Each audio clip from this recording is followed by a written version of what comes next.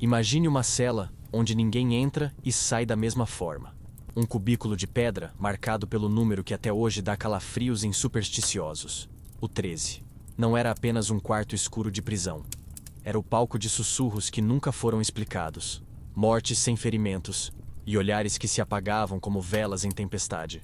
O segredo da cela 13 não é apenas uma lenda medieval. É um daqueles mistérios que atravessam séculos, sobrevivem a fogueiras inquisitoriais e ainda aparecem em arquivos poeirentos, como se o próprio passado tivesse medo de esquecê-lo. E hoje, você vai descobrir por que até mesmo os carcereiros tremiam só de segurar a chave daquela porta. Prepare-se para entrar em um labirinto de superstição, loucura e conspirações que fariam até as séries mais sombrias da Netflix parecerem sitcom. Mas antes de abrirmos essa porta juntos, já aproveita e se inscreve aqui no canal, porque tem muita história proibida esperando por você. Deixa o like para espalhar esse segredo para mais gente e escreve nos comentários. De onde você está ouvindo essa história agora? A porta que nunca deveria ser aberta. Ele foi encontrado morto, ajoelhado, como se rezasse diante de uma parede úmida. Nenhum ferimento, nenhuma marca de luta, apenas o olhar vidrado no nada, congelado como se tivesse visto algo impossível. O corpo estava ali, mas parecia que a alma havia fugido muito antes da respiração parar. A cena, registrada às pressas, foi descrita por um carcereiro. Não parecia cadáver, parecia estátua. Esse foi o fim. Mas toda tragédia tem um começo. E a cela 13 não perdoava ninguém. A história volta algumas semanas antes, quando decidiram transferir um ladrão comum para aquele espaço. O número 13 já carregava má fama, mas o diretor da prisão insistiu. É só pedra e ferro, não existe maldição. O carcereiro riu nervoso. Riso de quem gostaria de acreditar nisso, mas não conseguia. Naquela época, as superstições pesavam mais que grilhões, e até quem prendia tinha medo do que não entendia. O homem entrou no cubículo rindo. Gritou piadas sobre azar, sobre fantasmas, e prometeu sair dali mais forte. Os guardas trancaram a porta com alívio, como quem encerra um capítulo estranho. Mas bastou a primeira noite para o riso acabar. Ele começou a gritar. Primeiro palavrões, depois súplicas, e por fim, apenas gemidos abafados que ecoavam como vento em caverna. O silêncio posterior foi pior que qualquer barulho. Dias depois, recusava comida, recusava água, recusava olhar nos olhos de quem abria a pequena portinhola de ferro. Dizia que não estava sozinho, que alguém sussurrava histórias antigas nas pedras. O carcereiro tentou zombar. É só eco, homem. Você conversa com você mesmo. Mas no fundo, não se convencia. Havia algo de errado naquele espaço que até os ratos evitavam. E então, numa madrugada chuvosa, o barulho cessou. O ladrão não respondia, não respirava, não se mexia. Foi encontrado ajoelhado, mãos unidas, como se tivesse se convertido minutos antes da morte. Para os religiosos, era sinal divino. Para os carcereiros, era aviso sombrio. Para nós, hoje, é apenas o prólogo de um mistério que nunca deveria ter começado. Mas por que justo a cela 13? Por que não a 12 ou a 14, que ficavam a poucos metros dali? É aqui que o número maldito ganha vida própria. A Idade Média transformou o 13 em um inimigo invisível, um código de azar que ninguém ousava ignorar. Nas tavernas, ninguém se sentava em mesas com 13 pessoas. Nas igrejas, evitava-se a trezena de hinos. E em prisões, claro, virar o inquilino da 13 era quase sentença de morte. Superstição? Talvez. Mas números sempre carregaram mais que matemática. Para os medievais, o 13 era a sombra do 12. O número da perfeição divina, dos apóstolos, dos meses. O que vinha depois disso só podia ser excesso, corrupção, desordem. Em linguagem moderna, era como se o 12 fosse o Wi-Fi funcionando perfeitamente, e o 13, aquela tela de erro eterno. A cela 13 herdou esse estigma, e cada tragédia só reforçava a fama. E não parou aí. O caso do ladrão foi apenas o primeiro registro oficial, mas logo começaram os boatos de vozes vindas de dentro, mesmo quando estava vazia. Guardas juravam ouvir passos arrastados, como se alguém circulasse em círculos durante horas. Um detalhe curioso: o som sempre parava quando alguém tentava espiar pela fresta. É como se a cela soubesse estar sendo observada. Com o tempo, a direção da prisão tentou tratar o episódio como lenda. Não falem da cela, diziam os relatórios. Mas era impossível. Na Idade Média, histórias eram mais fortes que decretos. E quanto mais tentavam esconder, mais a cela 13 virava assunto. Em mercados, em igrejas, em reuniões secretas. A cela deixava de ser apenas espaço físico para se tornar personagem. E dos mais temidos. Imagine viver em uma época em que a escuridão já era constante, o frio já era mortal, e a igreja já ditava até os sonhos. Agora, acrescente um espaço onde até carcereiros tremiam em silêncio. Não era só uma cela. Era o lembrete físico de que o inexplicável estava bem ali, trancado com um cadeado enferrujado, rindo de quem acreditava que paredes podem conter segredos. O ladrão virou mártir involuntário de um folclore carcerário. Outros presos contavam sua história como aviso. Se cair na 13, é melhor rezar antes de dormir. E de fato, a oração parecia ser o único som que escapava daquela porta. Quem sabe não foi por isso que ele foi encontrado ajoelhado, não por fé, mas por desespero absoluto. O tipo de fé que só nasce quando o medo já venceu a razão. Os carcereiros, esses, começaram a se dividir. Uns acreditavam que o diabo morava ali, alimentando-se das almas jogadas na cela. Outros diziam que era apenas a solidão, a tortura mental, a falta de luz. Mas, convenhamos, quando até ratos evitam passar perto, a teoria científica perde um pouco de força. Algo naquela escuridão parecia observar mais do que ser observado. Com o passar das décadas, a cela 13 começou a acumular mais do que cadáveres. Acumulou reputação. Escritores locais, monges curiosos, viajantes estrangeiros, todos queriam espiar o quarto proibido. Alguns juravam ver símbolos riscados nas paredes. Outros diziam que sentiam frio, mesmo no verão. E todos, sem exceção, concordavam em uma coisa. Aquela cela não era como as outras. É curioso como a mente humana precisa de vilões arquitetônicos. Sempre haverá uma casa mal assombrada, um quarto proibido, um corredor que ninguém cruza. A cela 13 virou esse ponto cego da prisão. E quanto mais tentavam escondê-la, mais ela crescia na imaginação coletiva. Não era mais só um espaço, era uma lenda que respirava. E, ironicamente, a lenda respirava melhor do que os presos que tentavam sobreviver lá dentro. Cada novo relato alimentava a curiosidade e o medo, como se o próprio número 13 risse dos vivos. E é exatamente nesse ponto que a nossa história se abre ainda mais. Porque, se a primeira morte serviu de aviso, a próxima transformação da cela viraria espetáculo, quase um teste psicológico. Antes de falarmos da cela 13 como tortura mental oficial, preciso que você me diga: teria coragem de entrar sozinho ali por uma noite? Escreve nos comentários. Porque a próxima parte não é sobre morrer, mas sobre enlouquecer. O teatro da loucura. Ele saiu carregado por 2 guardas, urrando como animal preso em armadilha. Não havia cortes, não havia sangue, mas havia algo pior: a mente partida. O prisioneiro, antes conhecido pela frieza de ladrão calculista, agora balbuciava cantigas infantis enquanto arrancava tufos de cabelo. A cela 13 não o matou. Transformou-o em espetáculo vivo de loucura. Esse foi o fim. Agora, voltemos ao início, onde tudo não passava de um experimento. Na virada do século, estudiosos da época decidiram usar a cela como um teste psicológico. O termo nem existia, mas a prática já era realidade. Jogar homens ali dentro para ver até onde resistiriam. O diretor da prisão tratava como se fosse entretenimento acadêmico. Quer saber como a mente quebra? Coloque-a no quarto errado. E a cela 13 virou laboratório, disfarçado de punição. O primeiro cobaia desse teatro foi um falsificador de moedas. Homem de raciocínio rápido, língua afiada, que zombava de tudo. Ria do número 13, ria dos guardas, ria da fé. Ao ser trancado, gritou: "Volto são e mais rico do que nunca." 7 dias depois, era apenas um vulto. Quando abriram a portinhola, encontraram-no sentado, olhos vidrados, repetindo sempre a mesma frase. A parede fala. Não havia sinais de violência, mas os relatos descrevem olheiras profundas, perda de apetite, colapso de linguagem. A cela parecia não matar de imediato, mas corroer aos poucos. Os carcereiros, que observavam de fora, diziam que o falsificador tinha longas conversas noturnas com alguém invisível. O pior era quando ele ria sozinho. como se tivesse ouvido uma piada boa demais para ser ignorada. E o mais cruel: quando tentavam conversar com ele, o homem ficava em silêncio absoluto, apenas encarando. Não encarava os guardas.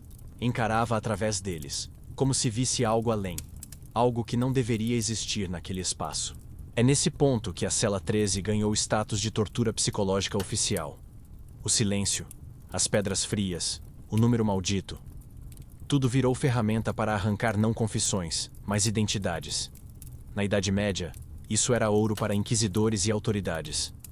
Não havia necessidade de fogueira, chicote ou espada. Bastava trancar alguém no cubículo errado e esperar. E eles esperavam. Dias, semanas, até que o prisioneiro saísse quebrado. É como aquele bug de celular que vai drenando sua paciência até você entregar a alma. Só que aqui, o app era feito de pedras e escuridão. O segundo teste foi ainda mais cruel. Escolheram um homem que já havia resistido a açoites e masmorras úmidas. Esse é forte, disseram. Esse não quebra. Colocaram-no na cela 13 como desafio. 40 dias depois, não havia corpo. Não porque ele tivesse desaparecido, mas porque havia sobrado apenas casca. Pele e ossos grudados, olhar perdido, murmúrio sem sentido. O homem que resistia a tudo foi destruído pelo nada. A cela, então, passou a ser chamada de o confessionário invertido. Não servia para confessar pecados a um padre, mas para confessar sua sanidade ao vazio. Muitos historiadores acreditam que era usada em estratégias políticas, como forma de eliminar opositores sem precisar de execuções públicas. Afinal, quem acreditaria em um traidor que sai balbuciando cantigas?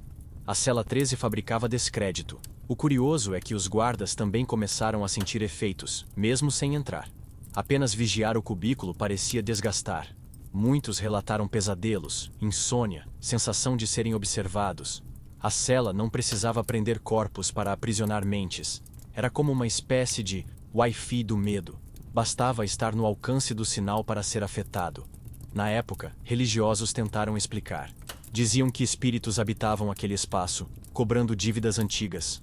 Já outros, mais práticos, acreditavam que o isolamento total criava alucinações inevitáveis. Mas, de alguma forma, nem teoria espiritual nem racional acalmava os boatos. Pelo contrário, quanto mais explicações, mais mistério. Como se a cela risse de todas elas. E então veio o episódio mais perturbador. Um prisioneiro foi retirado após meses de isolamento. Saiu vivo, sim, mas com os cabelos totalmente brancos. E tinha apenas 25 anos. Os relatos dizem que ele nunca mais falou uma palavra.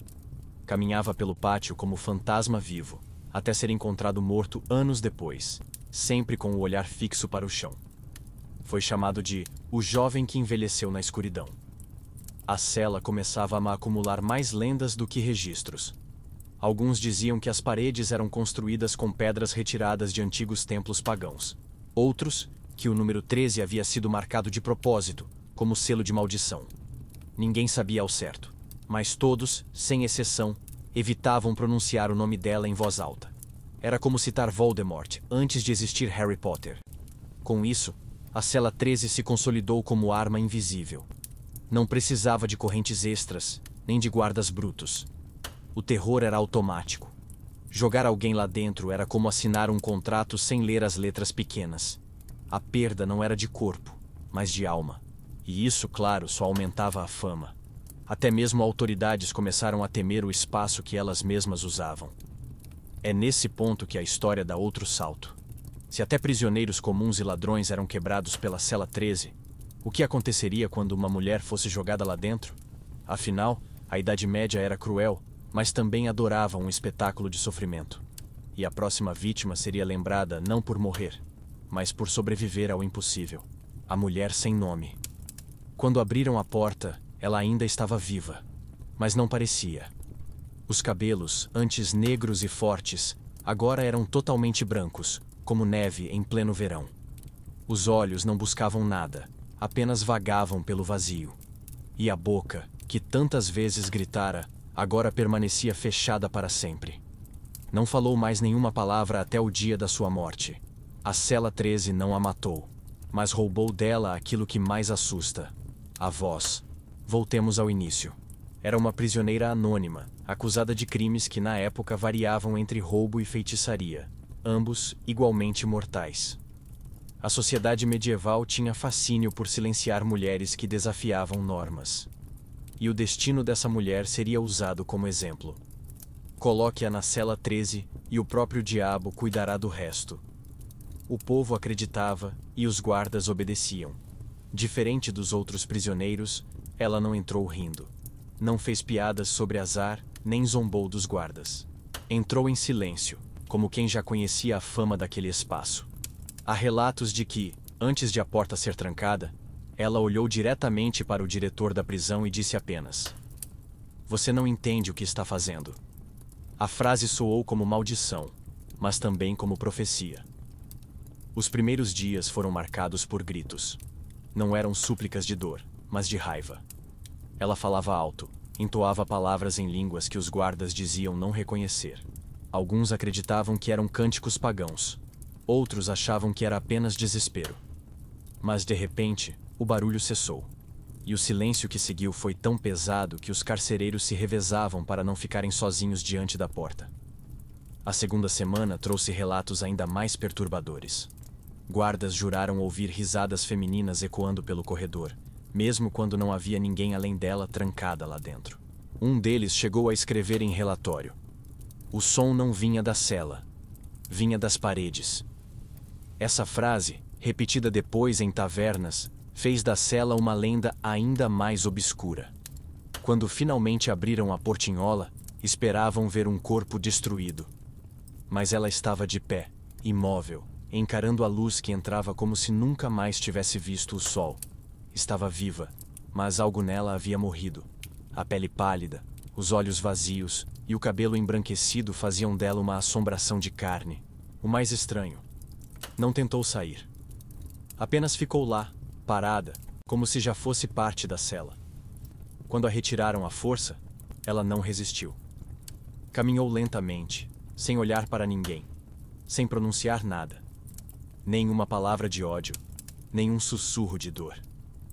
Era como se tivesse perdido não só a voz, mas o desejo de comunicação. Vivia, respirava, comia quando lhe ofereciam. Mas era um corpo que havia desligado a alma. A cela 13 não tirava vidas, sequestrava essências. O povoado reagiu com choque. Alguns a chamaram de santa, sobrevivente do inferno. Outros a apontaram como bruxa, protegida pelo próprio demônio que habitava a cela. Para a igreja, era conveniente manter o silêncio. Qualquer explicação fortaleceria rumores.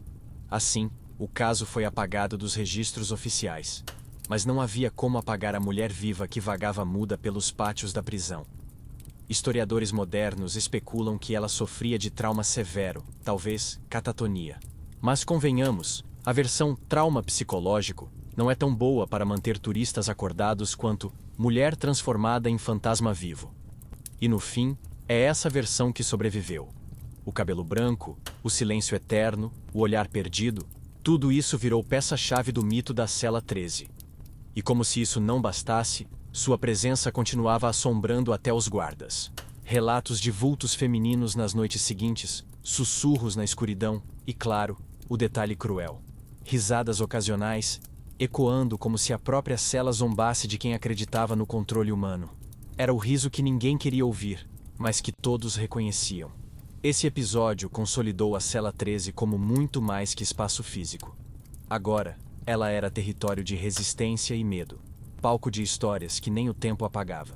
Ninguém conseguia explicar como uma mulher entrou viva, saiu viva, mas deixou sua humanidade presa lá dentro.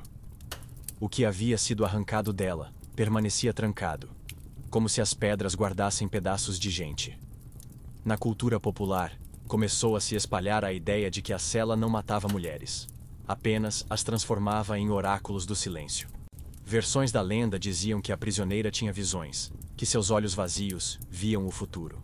Outros juravam que ela sabia segredos de todos, apenas por encará-los. Claro, nada disso foi comprovado, mas quando o medo encontra a imaginação, a verdade pouco importa.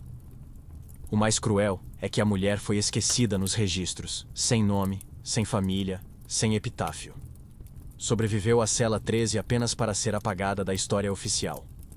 Mas, ironicamente, sua ausência de identidade virou parte da lenda. O que é mais assustador? Morrer e ser lembrado, ou viver e ser esquecido? Ela foi condenada à segunda opção. E assim, a cela 13 ganhou uma nova camada de terror. Não era só espaço de morte e loucura, mas também de apagamento. De tirar de alguém aquilo que a tornava reconhecível. E quando até uma sobrevivente vira apenas sombra, a cela prova que não precisava de sangue para ser cruel. Precisava apenas de tempo. A partir desse episódio, começaram a surgir teorias ainda mais macabras. E se a cela 13 não fosse apenas um quarto amaldiçoado, mas um lugar escolhido de propósito? E se existisse uma razão arquitetônica para seu efeito? É aí que a história se dobra em algo ainda mais bizarro. O próprio desenho da prisão parecia esconder segredos. A arquitetura maldita. O pedreiro caiu morto sem aviso. Estava apenas batendo martelo na parede da prisão quando o corpo travou como estátua e desabou sobre a pedra fria. Não havia sangue, não havia ferimento. Só a expressão de pavor, como se tivesse visto a própria obra rir dele. Esse foi o fim. Mas, para entender, precisamos voltar ao começo. A construção da cela 13. Um erro arquitetônico que talvez nunca tenha sido um erro. Na planta original da prisão, não havia espaço para uma cela número 13. O corredor terminava na 12, e do outro lado começava a 14. Simples, organizado, simétrico. Mas durante as obras, surgiu um cômodo extra, um desvio no alinhamento das paredes. Ninguém conseguiu explicar como, nem porquê, mas os construtores decidiram manter. E assim nasceu a cela maldita, como um glitch medieval na arquitetura. Alguns relatos dizem que o mestre de obras tentou eliminar o espaço, derrubando paredes e realinhando pedras. Mas toda vez que o trabalho começava, acidentes aconteciam. Um caiu do andaime. Outro cortou a mão com a própria ferramenta. Outro desapareceu misteriosamente do canteiro. Até que decidiram parar. Era mais fácil batizar o espaço de cela e seguir com a obra. Mais barato também. E aqui começa a parte curiosa. Ao analisar os registros antigos, estudiosos modernos perceberam que a cela ficava exatamente sobre uma junção de correntes subterrâneas, o que alguns chamam de linhas telúricas. Em outras palavras, era um ponto geográfico de energia estranha. Para nós, parece papo de esoterismo barato. Para mim, a Idade Média era território proibido, onde demônios e espíritos adoravam passear. Isso explicaria a obsessão em não mexer mais na estrutura. A cela se tornou intocável não só por superstição, mas por conveniência.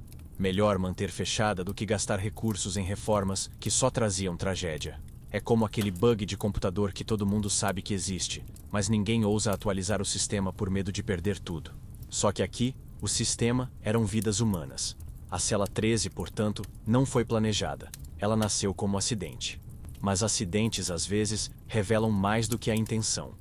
E o detalhe cruel é que sua existência forçada encaixava perfeitamente na obsessão medieval com símbolos e números. Se havia um espaço a mais, que fosse o número do azar. Se havia um corredor escuro, que fosse o lar das maldições. Era como se o prédio inteiro tivesse aceitado o erro como destino. Décadas depois, monges curiosos estudaram a geometria da prisão e encontraram padrões estranhos. Janelas alinhadas com solstícios, sombras projetadas em ângulos perfeitos, apenas em certas datas. Para eles, aquilo não era acaso. A prisão havia sido erguida sobre antigos fundamentos pagãos. E a cela 13, claro, era o epicentro desse mapa invisível. O espaço proibido onde céu e inferno se tocavam. Os guardas, mais práticos, apenas chamavam o lugar de buraco que ninguém queria cuidar. Porque, curiosamente, até a manutenção parecia falhar ali. O ferro enferrujava mais rápido, a madeira apodrecia sem motivo, a umidade era constante mesmo em verões secos. Era como se o espaço respirasse sozinho, indiferente às leis normais da física. Com o tempo, as autoridades decidiram adotar uma regra não escrita: nunca reformar, nunca mexer. Apenas deixar como estava. A cela se tornou uma cicatriz arquitetônica, um lembrete de que nem toda construção pertence aos homens. E para quem acredita em metáforas, a cela 13 era a prova física de que até prédios têm segredos escondidos na fundação. Alguns historiadores modernos compararam a cela a salas fechadas de outras culturas. No Egito Antigo, câmaras seladas. Na Grécia, templos interditados. Até em castelos europeus havia quartos proibidos. A cela 13 era a versão carcerária desse padrão. O lugar que existia só para lembrar que você não deveria abrir. Claro, quanto mais proibido, mais fascinante. E aqui entra a ironia. Enquanto o resto da prisão sofria reformas ao longo dos séculos, a cela 13 permaneceu quase intocada. Isso significa que, até hoje, seria possível encontrar nela vestígios originais da construção medieval. É como se fosse uma cápsula do tempo, mas ninguém jamais teve coragem de tratá-la assim oficialmente. Afinal, quem se arrisca a transformar maldição em atração turística? Relatos de visitantes posteriores descrevem uma sensação estranha ao se aproximar do local. Alguns falam em tontura, outros em frio repentino. Houve quem jurasse ouvir batidas nas paredes, como se alguém tentasse sair. Para os mais céticos, é apenas sugestão psicológica. Para os supersticiosos, é prova de que a cela nunca foi apenas uma sala. Era uma boca aberta para algo maior. E não faltaram tentativas de explicação científica. Geólogos atribuíram a umidade a lençóis freáticos. Engenheiros culparam erros de cálculo. Psicólogos culparam a imaginação coletiva. Mas o detalhe curioso é que nenhuma dessas explicações eliminou o medo. Pelo contrário, cada tentativa falha apenas aumentava a lenda. A cela parecia rir de qualquer teoria que tentasse domesticá-la. O episódio do pedreiro morto, aliás, foi lembrado por séculos. Diziam que ele tentou abrir uma passagem pela cela 13 para conectar corredores. Mal levantou a marreta, caiu sem vida. E ninguém nunca mais ousou repetir a experiência. A cela se consolidou como intocável, tanto pela superstição popular, quanto pelo medo prático dos acidentes. E é nesse ponto que a cela 13 deixa de ser apenas construção maldita para virar entidade própria. Não era mais o erro do arquiteto ou o azar dos presos. Era um espaço que decidia sozinho quem entrava, quem saía e quem jamais deveria tocá-la. E quando até pedras decidem rir da lógica humana, você sabe que a história ainda vai ficar mais sombria. Porque se o espaço em si já parecia amaldiçoado, imagine quando religiosos decidiram enfrentá-lo com orações e exorcismos. Aí a cela virou palco de algo ainda mais perturbador. A guerra entre fé e loucura. O exorcismo que falhou. O padre saiu desmaiado, arrastado pelos próprios ajudantes, olhos revirados e boca espumando como se tivesse bebido veneno. Nunca mais celebrou uma missa. Viveu o resto dos dias em silêncio, encarando paredes como se ainda estivesse preso dentro delas. Esse foi o fim do homem que ousou exorcizar a cela 13. Mas toda tragédia tem seu início, e nesse caso, foi uma tentativa desastrada de transformar superstição em ritual oficial. A igreja não suportava a ideia de que uma cela tivesse mais poder que um crucifixo. Se o povo acreditava que o mal residia ali, era papel dos padres provar o contrário. Assim, organizaram uma cerimônia noturna. Cruz, água benta, velas acesas e uma multidão de curiosos do lado de fora, prontos para assistir ao espetáculo. Porque, no fundo, todo exorcismo sempre foi também um show medieval. O padre entrou com confiança forçada, entoando ladainhas latinas. Jogou água benta nas paredes, levantou o crucifixo com força teatral e gritou para que o demônio se retirasse. Por alguns minutos, parecia funcionar. Silêncio absoluto, o eco da oração preenchendo o espaço. Mas então, veio o riso.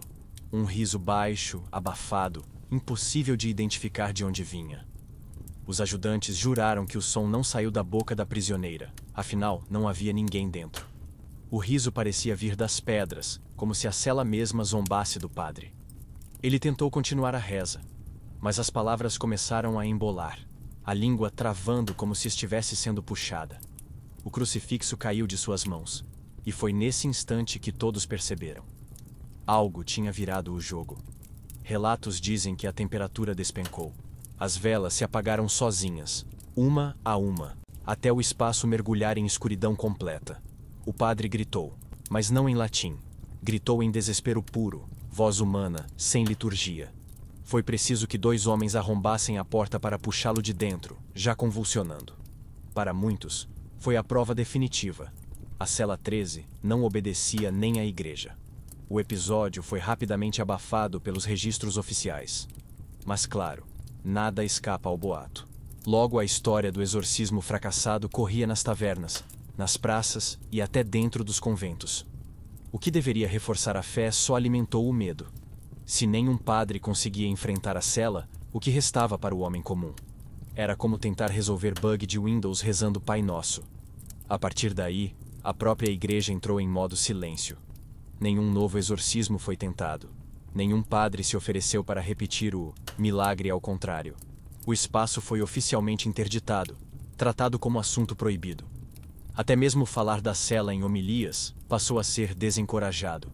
Afinal, era arriscado demais para a reputação da fé admitir que 4 paredes podiam desafiar o céu. O curioso é que esse silêncio só aumentou a curiosidade. Para os fiéis, a cela 13 virou quase um lugar de peregrinação invertida. Ninguém entrava, mas todos queriam olhar de longe. Para os carcereiros, virou pesadelo constante. Não bastava vigiar prisioneiros, tinham que vigiar também o vazio. E como sabemos, o vazio sempre olha de volta. Com o tempo, começaram a circular versões ainda mais dramáticas. Alguns diziam que o padre havia ouvido vozes antigas, revelando pecados dele próprio. Outros afirmavam que ele viu vultos dos mortos anteriores, ajoelhados como estátuas. O detalhe do riso das paredes virou assinatura da lenda. Afinal, não existe nada mais perturbador do que um espaço rindo de você. Esse fracasso marcou o fim das tentativas oficiais de domar a cela 13. A partir daí, a cela foi aceita como entidade própria, além de explicações religiosas. O medo popular venceu o discurso da fé. O que, ironicamente, era ainda mais perigoso. Quando a religião perde controle da narrativa, a superstição cresce sem freio.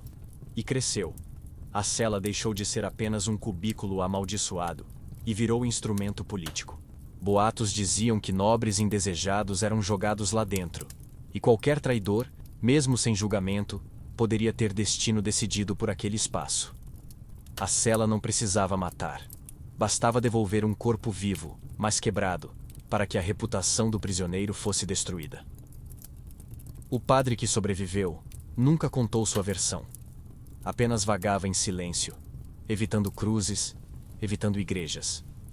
Alguns diziam que ele havia perdido a fé. Outros, que havia visto algo tão real que fé e descrença já não faziam diferença. Sua presença viva era testemunho incômodo de que, às vezes, nem o sagrado vence o inexplicável. Esse caso abriu margem para teorias místicas e arquitetônicas. Se a igreja falhou, talvez a resposta estivesse no desenho oculto da cela, em sua posição exata. Começaram a surgir hipóteses sobre portais, correntes subterrâneas, alinhamentos com estrelas. A cela 13 deixava de ser inferno para se tornar também portal. E essa ideia seria ainda mais perigosa do que todas as outras. Por quê? Se não era o diabo quem morava lá, talvez fosse algo muito pior. O próprio espaço, respirando. E quando até a fé é vencida por uma parede de pedra, você sabe que não está diante de lenda comum. Está diante de algo que escolhe rir daquilo que chamamos de verdade. E é nesse ponto que a cela deixa de ser apenas prisão, e passa a ser mistério arquitetônico e espiritual. O que nos leva a um detalhe ainda mais assustador. Quem, afinal, já teria passado por lá em segredo? Os prisioneiros esquecidos. Ele entrou vivo, algemado, escoltado como traidor de Estado. Nunca mais saiu. Nenhum registro, nenhum corpo, nenhuma execução oficial. Apenas desapareceu. E quando perguntavam onde havia ido parar, os guardas respondiam em voz baixa: foi para a 13. Esse foi o fim de um homem cujo nome nunca constou nos livros. Mas toda ausência começa em algum lugar. E nesse caso, na porta da cela proibida.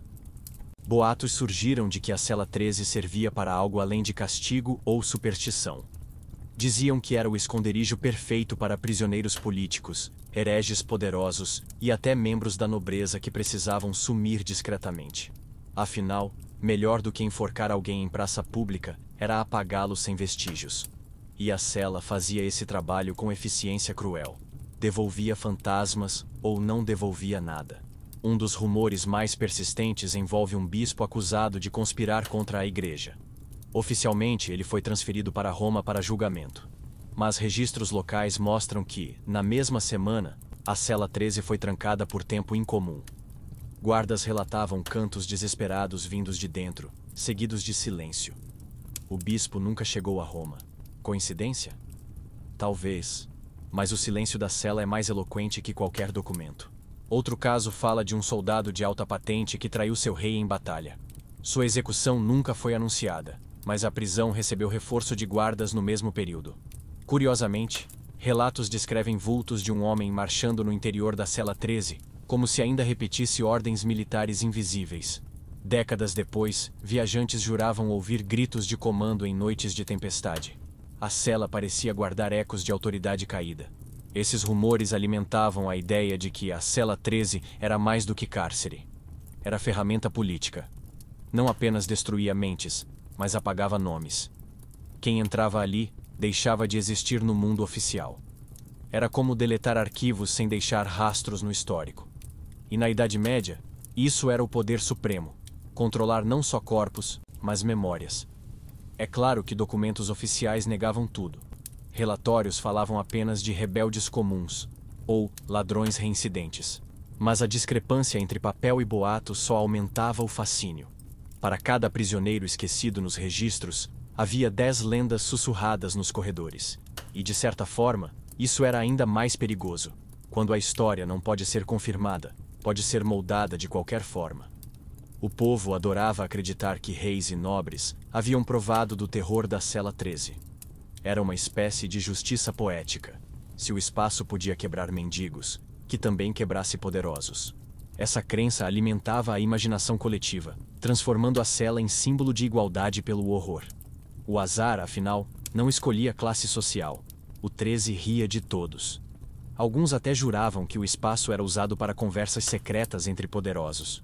Não como cela, mas como sala de encontros onde nada podia ser ouvido lá fora. Um rumor dizia que tratados foram assinados dentro dela, usando o medo como garantia de sigilo. Afinal, quem ousaria trair um acordo feito no estômago do próprio inferno? Mas a versão mais popular sempre foi a dos desaparecidos. Gente que entrava e não saía. Gente cujo nome desaparecia dos livros. A cela 13 era vista como buraco negro medieval, engolindo figuras incômodas e devolvendo apenas silêncio. Para muitos, era melhor destino que a fogueira. Para outros, era pior. Pelo menos o fogo dava espetáculo. O silêncio, não. E assim, cada novo boato se somava à reputação. Carcereiros reforçavam a lenda, às vezes até inventando histórias para assustar prisioneiros novatos. Mas no fundo, sabiam que não era só invenção. Eles mesmos viam portas trancadas por semanas, viam guardas de alto escalão entrando e saindo, viam mudanças estranhas sem explicação. A cela 13 tinha uma agenda própria. O detalhe mais macabro era o sumiço de documentos. Cada vez que alguém tentava arquivar relatórios sobre a cela, as páginas simplesmente desapareciam. Alguns diziam que era censura oficial, outros que a própria cela se recusava a ser escrita. Afinal, como registrar o irregistrável? Até o papel parecia ter medo do número 13. É nesse ponto que a cela passa a ser vista como lixeira do poder.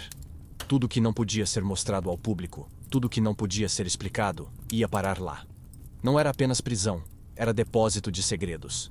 E como todo depósito, quanto mais cheio, mais perigoso ficava.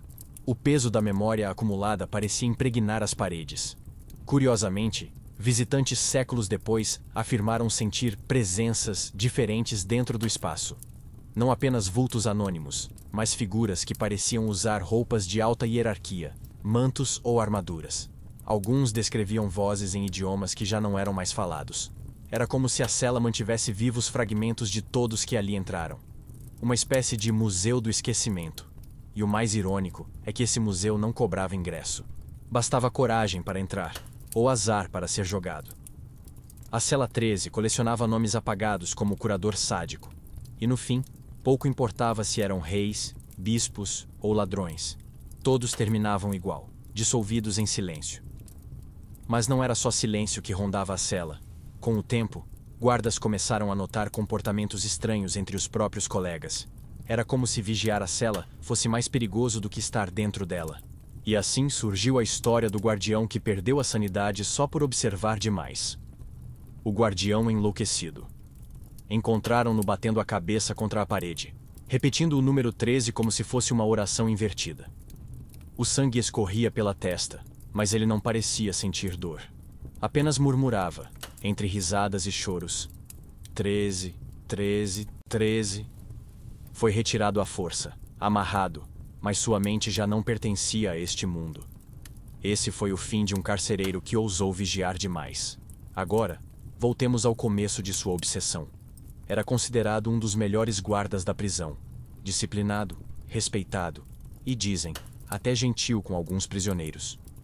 Quando lhe deram a função de vigiar a cela 13, ele encarou como desafio.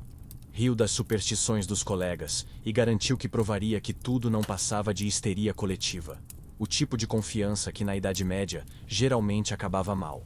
Nos primeiros dias, fazia questão de ficar mais tempo diante da porta. Enquanto outros guardas revezavam rápido, ele permanecia firme, observando cada fresta, cada som. Anotava tudo em relatórios exageradamente detalhados. Goteira às 3 da manhã, vento frio às 4, silêncio absoluto às 5. Transformou a cela em estudo pessoal, como se fosse projeto científico. Mas logo os relatórios mudaram de tom. Ele começou a escrever sobre vozes.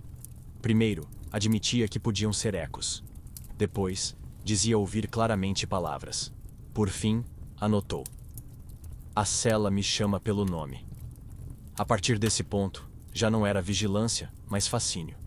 Era como aquele bug de videogame que você insiste em explorar até o console travar. Os colegas notaram mudanças rápidas. O guarda, antes saudável, começou a emagrecer, perder sono, recusar refeições. Passava noites inteiras em frente à porta, como se esperasse resposta de dentro. Alguns juravam vê-lo sussurrando para a fresta, como quem conversa com alguém escondido. Quando questionado, respondia apenas: estou aprendendo a língua dela. Relatos contam que ele começou a marcar o número 13 em qualquer superfície, na mesa, nas paredes, até no próprio braço. Gravava com faca, desenhava com carvão. A prisão, que já vivia de lendas, ganhou novo combustível. Agora não era apenas preso que enlouquecia, mas também guarda. E isso, convenhamos, era bem mais assustador. Uma noite, colegas ouviram gargalhadas altas vindo do corredor. Correram pensando em fuga ou ataque. Mas era apenas ele, rindo sozinho, sentado diante da porta. Perguntaram o que acontecia e ele respondeu. Ela contou uma piada. Ninguém ousou pedir que repetisse. Porque no fundo, ninguém queria ouvir a versão do espaço rindo. Dias depois, recusou ordens diretas. Trancou-se no corredor, afirmando que ninguém mais poderia vigiar a cela. Ela é minha, dizia. O diretor, furioso, tentou removê-lo, mas encontrou o guarda em estado deplorável, olhos vermelhos, mãos tremendo. Ainda assim, não cedia. Era como um amante ciumento protegendo o segredo. A cela, aparentemente, havia conquistado fidelidade. O episódio final foi o mais trágico. Encontraram-no de madrugada, batendo a cabeça na parede, repetindo o número 13 até a voz falhar. Não respondia a ninguém, não reconhecia colegas, não aceitava ajuda. Foi retirado dali como prisioneiro, não mais como guarda. Internado em hospício rudimentar da época, passou os últimos anos murmurando a mesma palavra. A história correu como pólvora. Agora, não eram só presos que temiam a cela 13, mas também guardas. O que antes era superstição de corredores se tornava ameaça real. Qualquer um, dentro ou fora, podia ser capturado pela obsessão. A cela não precisava de corpos. Bastava proximidade para se alimentar. E, ironicamente, a figura do guarda enlouquecido virou lenda própria. Nas décadas seguintes, novos vigias juravam ouvir seus passos no corredor, mesmo após a morte. Alguns afirmavam que o espírito dele nunca saiu, preso ao lado de fora da cela, repetindo eternamente o número. Era como se tivesse sido condenado não pela prisão, mas pelo próprio fascínio. Historiadores modernos sugerem explicações óbvias: estresse, privação de sono, alucinações. Mas, claro, essas hipóteses nunca convencem totalmente. Afinal, por que só diante da cela 13?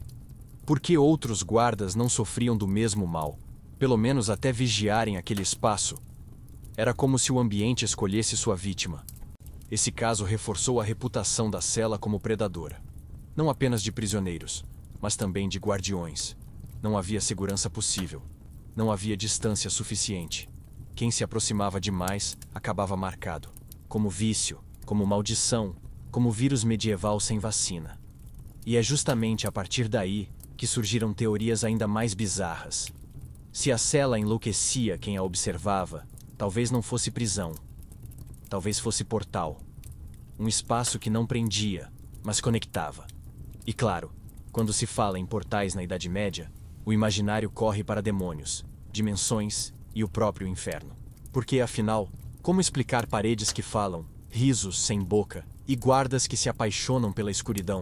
Só restava acreditar que a cela 13 não era apenas um quarto amaldiçoado, mas uma porta para algum outro lugar. O portal invisível. Ele desapareceu sem deixar rastro. Os guardas juravam ter trancado a cela, anotado a hora, conferido a chave. Mas quando voltaram no dia seguinte, a porta ainda estava fechada e vazia por dentro. Nenhum túnel, nenhuma brecha, nenhum corpo. Apenas o silêncio. O prisioneiro parecia ter evaporado. Foi assim que nasceu a teoria mais perigosa de todas. A cela 13 não era prisão, era portal. O sumiço de presos virou combustível perfeito para a especulação. Alguns diziam que eram retirados secretamente para execuções escondidas. Mas outros juravam que não. Afinal, como explicar os objetos que também desapareciam? Tigelas, correntes, até pedaços de pano sumiam junto. Era como se o espaço se recusasse a devolver qualquer coisa que aceitasse guardar. A Idade Média tinha fascínio por passagens ocultas. Castelos eram cheios de corredores secretos, igrejas escondiam criptas, e até tavernas possuíam portas falsas. Mas a cela 13 era diferente. Não havia alçapão, não havia túnel. Os pedreiros que tentaram investigar o chão desistiram diante da estranha resistência das pedras. Como se o espaço fosse mais profundo do que aparentava. Foi então que surgiram os primeiros relatos de aparições externas. Via-se o vulto de prisioneiros desaparecidos em outras áreas da cidade, em mercados ou bosques. Pessoas juravam reconhecer rostos de quem jamais deveria estar livre.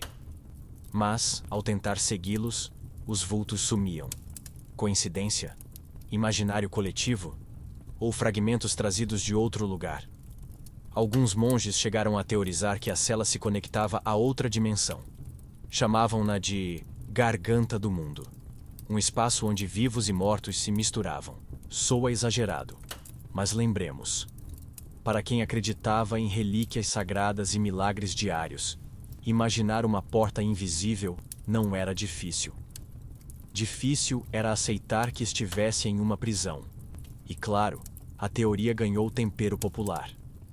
Diziam que, em certas noites, a cela não estava vazia, mas cheia de rostos estranhos olhando para fora. Que não eram prisioneiros, mas visitantes de além.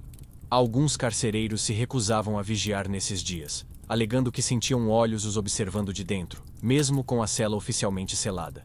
O detalhe mais bizarro vinha das vozes. Muitos relatavam ouvir frases em línguas desconhecidas. Não latim, não dialetos locais. Sons guturais, como cânticos distorcidos. Era como se a cela transmitisse sinais de outro lado. Hoje chamaríamos de interferência. Na época chamaram de prova. A cela não guardava gente, guardava ecos de universos. Historiadores modernos tentam racionalizar. Alucinações coletivas, acústica peculiar, efeito da umidade no som. Mas no fundo, nenhuma dessas teorias explica desaparecimentos registrados oficialmente. Como um corpo simplesmente some de dentro de paredes. Até céticos reconhecem. Há buracos que nem lógica consegue tapar. O rumor mais famoso dizia que a cela era alinhada com estrelas específicas. Que em certas datas, quando a lua atingia determinado ângulo, o espaço se abria. Um guarda jurou ver a parede pulsando como carne viva em uma dessas noites. Foi demitido logo depois, acusado de embriaguez. Mas sua história continuou ecoando. Com o tempo, os desaparecimentos se tornaram lenda inevitável. Qualquer prisioneiro transferido e nunca mais visto era atribuído à cela 13. Não importava se tinha sido executado em outra cidade. O povo preferia acreditar que ele atravessara para outro mundo. Porque, convenhamos, até o inferno parecia mais aceitável do que admitir burocracia. Essa ideia de portal ganhou força ao longo dos séculos. O espaço deixou de ser apenas maldição para virar passagem. Uns diziam que levava direto ao inferno. Outros, que conduzia ao purgatório. Os mais otimistas acreditavam que levava à liberdade absoluta, um mundo sem grades. Mas ninguém voltava para confirmar. O que fascinava era justamente a ausência de provas. A cela era buraco negro medieval, engolindo matéria e devolvendo boatos. A cada sumiço, a cada vulto, a cada riso vindo das pedras, mais forte ficava a certeza.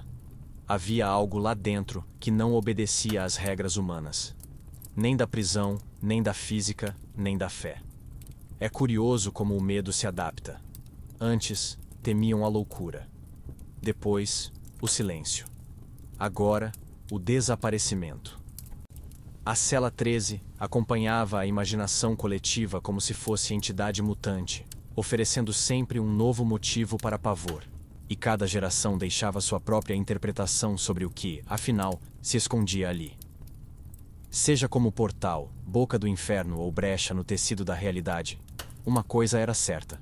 A cela 13 já não era apenas cela, era passagem. E toda passagem esconde a mesma pergunta. O que acontece quando você atravessa? Os monges curiosos. O primeiro deles saiu correndo, com o hábito rasgado e os olhos em prantos. Jogou-se no chão da capela e implorou para nunca mais ser obrigado a rezar perto daquela cela. O segundo, mais teimoso, permaneceu até o fim, mas perdeu a fala naquela mesma noite, comunicando-se apenas com gestos pelo resto da vida. Esse foi o resultado da investigação espiritual mais ousada da Idade Média. Monges contra a cela 13. Tudo começou com a arrogância típica dos religiosos estudiosos. Se a cela era palco de lendas, caberia à igreja explicar. Não bastava exorcismo, era preciso estudo. Então, um grupo de monges decidiu passar noites em vigília, rezando e anotando o que acontecia dentro. Parecia nobre, parecia piedoso. Mas, no fundo, era apenas curiosidade travestida de fé. O primeiro contato foi silencioso.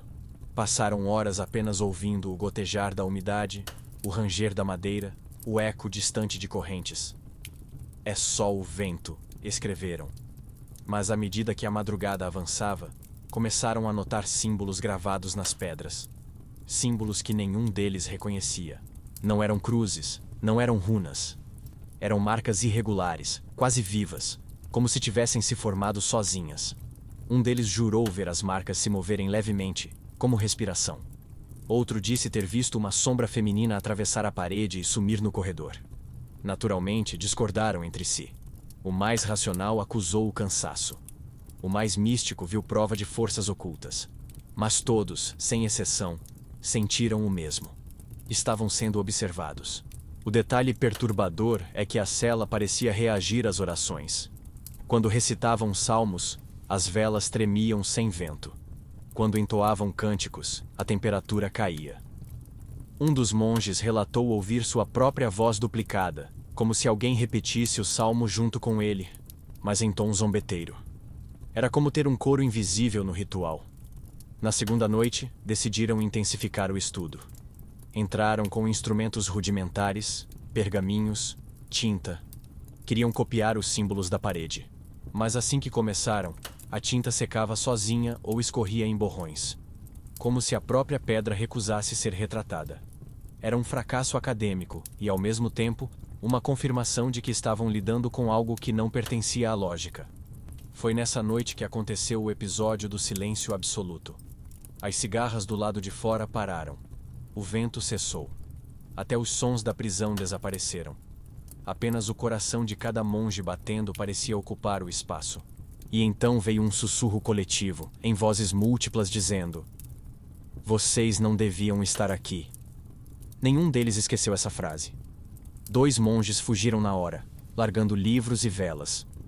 Outros resistiram, insistindo em continuar. Mas o medo já havia tomado conta. E quando o mais jovem começou a rir sozinho, com um olhar distante, todos perceberam que haviam ido longe demais. A cela não queria ser estudada. Queria brincar. Depois disso, o prior proibiu novas vigílias. Declarou a cela 13 território interditado, não apenas para prisioneiros, mas para religiosos também. Nos registros internos, escreveram apenas: "O espaço não responde à oração. Evitá-lo." Foi a maneira elegante de dizer: "Até a fé perdeu aqui." O curioso é que, em vez de acabar com a lenda, o episódio só reforçou. Afinal, se nem monges preparados resistiam, que chance tinha o povo comum? Era como ver cientistas de hoje fugindo de um laboratório e concluindo: melhor não perguntar demais. A cela se divertia com a incompetência humana. O episódio também alimentou novas histórias. Alguns juravam que os monges haviam sido castigados por curiosidade excessiva. Outros diziam que eles haviam aberto brechas no portal, trazendo de volta espíritos que vagavam pela prisão. O fato é que nada ficou comprovado. Apenas os olhares perturbados dos que sobreviveram. A partir daí, ninguém mais tentou estudá-la de forma séria. O espaço se consolidou como enigma inalcançável, melhor explorado pelo medo do que pela razão. A cela 13 passou de problema religioso a patrimônio do terror. E, ironicamente, isso lhe deu ainda mais força. Séculos depois, alguns estudiosos modernos tentaram reinterpretar as anotações dos monges. Viram nelas descrições de fenômenos psicológicos, ilusões sensoriais, histeria coletiva. Mas mais uma vez, a explicação racional falhava em convencer. Porque no fim, era mais fácil acreditar no riso das paredes do que na mente frágil de meia dúzia de religiosos. E assim, a cela 13 resistia.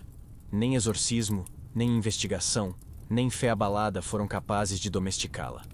Restava apenas aceitá-la como parte do prédio, como se fosse hóspede indesejado que nunca pagava aluguel. Mas, como veremos a seguir, havia quem acreditasse que esse hóspede morava não só nas pedras, mas nos próprios arquivos da prisão. O segredo nos arquivos. O escriba foi encontrado morto sobre a própria mesa, com o rosto mergulhado em tinta preta. O pergaminho diante dele estava em branco, mas as mãos estavam cobertas de palavras rabiscadas, como se tivesse escrito em pele invisível. Nenhuma carta pôde ser recuperada. Esse foi o fim de quem ousou registrar a história da cela 13 em detalhes. E foi também o início da lenda dos arquivos desaparecidos. Ao longo dos séculos, inúmeros funcionários tentaram catalogar os acontecimentos da prisão. Era dever burocrático. Todo preso, toda cela, toda transferência deveria ser registrada. Mas a cela 13 parecia zombar desse sistema. Relatórios sumiam, páginas em branco surgiam no lugar de textos, e até livros inteiros desapareciam das estantes. Como se o próprio papel tivesse medo de guardar aquele número. Havia quem atribuísse a censura oficial. Era conveniente apagar qualquer registro de mortes misteriosas ou desaparecimentos, mantendo a reputação da instituição intacta. Mas os próprios guardas discordavam. Diziam que nem tudo era manipulação política. Às vezes, os relatórios simplesmente sumiam diante dos olhos. E ninguém ousava reescrevê-los. Um dos casos mais famosos é o do escriba que tentou copiar símbolos vistos nas paredes da cela. Ele desenhou cuidadosamente em pergaminho, descreveu medidas, alinhamentos, tudo. No dia seguinte, os traços haviam desaparecido. O pergaminho estava limpo, como se nunca tivesse tocado tinta. O escriba jurou que não era truque, e por essa ousadia, terminou morto, afogado na própria tinta. Esses episódios criaram a teoria de que a cela 13 não aceitava ser escrita. Era como se a maldição não estivesse apenas nas pedras, mas também na memória. Escrever sobre ela significava tentar prendê-la em palavras, e ela se recusava a ser aprisionada. Como o bug que apaga automaticamente qualquer arquivo salvo, a cela deletava histórias antes mesmo da idade digital. Claro, estudiosos modernos buscam explicações mais racionais. Negligência, incêndios nos arquivos, ratos destruindo papéis. Mas o detalhe incômodo é que esses acidentes só aconteciam com documentos ligados ao número 13. Não com relatórios da cela 12, nem com registros da 14. Apenas a maldita 13 parecia engolir tinta e pergaminho como fazia com pessoas. Um diretor da prisão chegou a ordenar que a cela fosse renumerada. "Chamem-na de 12A", disse. Funcionou por pouco tempo. Logo, as páginas voltaram a desaparecer. Como se o espaço soubesse que estava sendo disfarçado. O número 13, afinal, não era apenas etiqueta. Era a identidade. Os monges que tentaram revisar documentos antigos também se depararam com sumiços. Pergaminhos que estavam ali de manhã não estavam à tarde. Caixas inteiras de registros eram abertas apenas para revelar pó e cheiro de queimado. A cela come as lembranças, escreveu um monge em desespero. Essa frase, curiosamente, sobreviveu. É nesse ponto que a cela 13 começou a ser vista não apenas como espaço físico, mas como entidade narrativa. Ela controlava o que podia ser dito, o que podia ser lembrado, o que podia ser escrito. E quando até os arquivos oficiais obedecem ao medo, a história vira refém da lenda. A prisão, que deveria ser organizada e racional, tornava-se palco de segredos invisíveis. Guardas juravam que havia muito mais desaparecidos do que constava nos papéis. Alguns acreditavam que o Estado usava a cela para apagar opositores.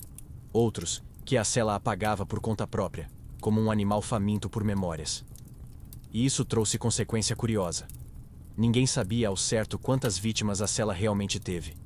Poderiam ter sido dezenas, centenas, ou apenas algumas. O vazio dos arquivos permitia qualquer suposição. E como sempre, a imaginação popular era mais criativa do que qualquer burocracia. Com o tempo, turistas do período renascentista passaram a pedir acesso aos documentos secretos da cela 13. Claro, nunca havia nada para mostrar, e era justamente essa ausência que reforçava o mito. A cela não apenas quebrava corpos, mas também histórias. E quando você perde a história, perde a identidade. Relatos de séculos posteriores descrevem estudiosos modernos enlouquecendo diante do mesmo dilema. Arquivos digitais que corrompem, gravações que somem, pastas que ficam vazias. Coincidência? Talvez. Mas o padrão se repete, como se a cela 13 tivesse atualizado seu software de assombração para os novos tempos. E assim, a cela provava que sua maior arma não era o frio, nem a loucura, nem o silêncio. Era o esquecimento. Sumir com papéis, memórias e nomes era mais eficiente do que matar. Porque o morto pode ser lembrado, mas o esquecido nunca mais volta.